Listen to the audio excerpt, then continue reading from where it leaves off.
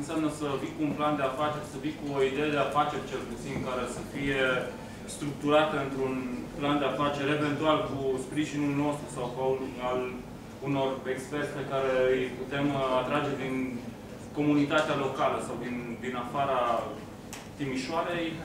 Ideea este ca aceste idei și planul de afaceri să fie prezentate și cu siguranță ele pot fi aduse la stadiul de a fi admise. Deja în incubator sunt firme care și-au depășit cei 3 ani de perioadă de incubare.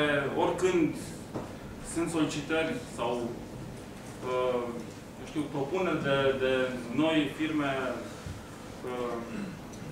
care să intre în incubator, cele existente pot să fie salutate, la revedere, ați beneficiat timp de 3 ani de facilități, e timpul să vină altcineva, ceva mai vioi, ceva mai îndrăzneț, ceva mai gata să asume riscuri, să... Dar voi aveți o listă de experți sau, adică, e o chestie, adică, eu nu cred că... Nu avem o listă de experți comparabilă cu ceea ce are, Seed Money la București. Dar, pe de altă parte, avem relații cu oameni care pot să-și dea...